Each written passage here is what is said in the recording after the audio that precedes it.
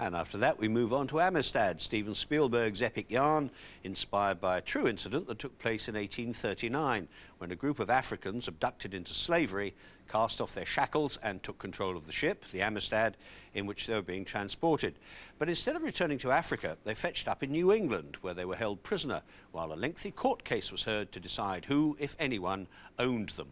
Well, slavery is an inglorious chapter in the history of many Western nations, America's perhaps more than most, and possibly for that reason, as much as any, Amistad was not received in the USA with the universal acclaim that greeted Schindler's List. However, the film stars Anthony Hopkins, Morgan Freeman and Matthew McConaughey, and Tom Brook talked to them and co-producer Debbie Allen in New York. The Amistad's in a great position right now. Yeah, I know. I don't know how long it'll stay there. Steven Spielberg's slave drama Amistad takes place on the high seas. It is also set in Africa. But most of the action takes place in 19th century American courtrooms, where the fate of the Amistad slaves was determined. Sir Anthony Hopkins gives a strong performance as President John Quincy Adams, who comes out of retirement to argue the case for freeing the slaves before the Supreme Court. I'm telling you, I'm preparing you. I suppose I'm explaining to you that the test ahead of us is an exceptionally difficult one. Having already played disgraced President Richard Nixon, Anthony Hopkins found John Quincy Adams to be a man of great principle. What is impressive about him, I think, is the fact that when he was president, he wasn't a populist. You know, he didn't flirt with the press or anyone. He believed in the moral right of justice and America.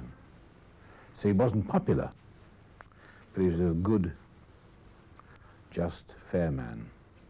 Obviously, this film is an entertainment, but do you think it's an important film because it throws light on a perhaps neglected aspect of history? Well, when one uses the word important regarding a film, it always sounds very, very stuffy and overblown. It's a film about ignorance, fear, greed, intolerance. In fact, Amistad has two British actors playing presidents. Nigel Hawthorne portrays the pro-slavery president Martin Van Buren.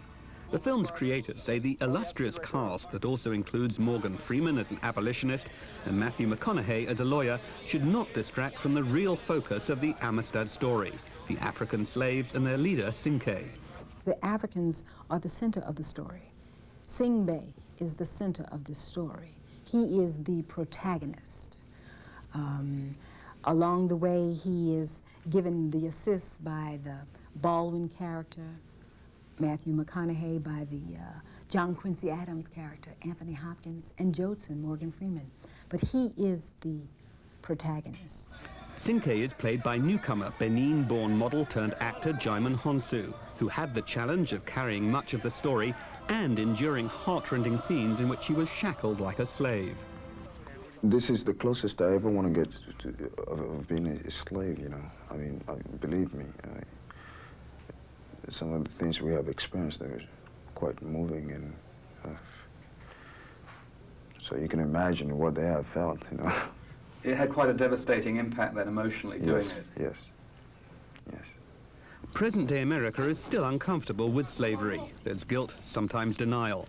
Amistad brings attention to an incident, just one story, in a chapter of history that's often conveniently forgotten.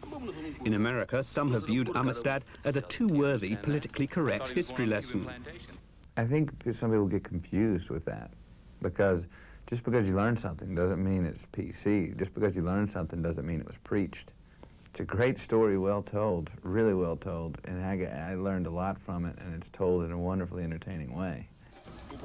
In America, the film's release was overshadowed by charges of plagiarism from a critically acclaimed writer, Barbara Chase Rabu, who claimed the filmmakers had stolen fictional aspects of the story from Echo of Lions, a novel she'd written on the Amistad incident.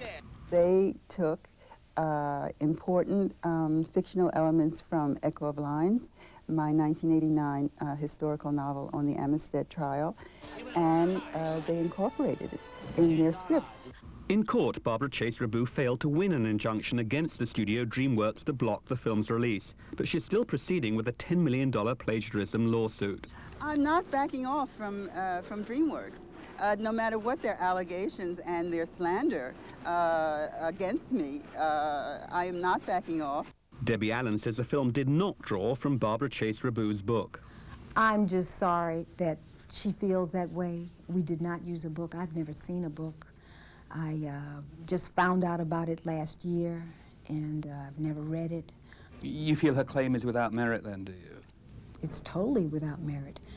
But I know what it means to find the Amistad story. I know how much you become passionate about it and you think it belongs to you. I think I might have been disappointed had someone made it before me. Spielberg has said Amistad is perhaps the most important film he's ever made. But a slave drama, even with his name attached, has not been easy to sell at the American box office. The power of the story isn't disputed, but moviegoers have had a mixed response. Some complain the film is dutiful rather than dramatic and undermined by Hollywood artificiality, while others hail Amistad as an impressive work of great social and moral weight with some very strong performances. Amistad opens here next month.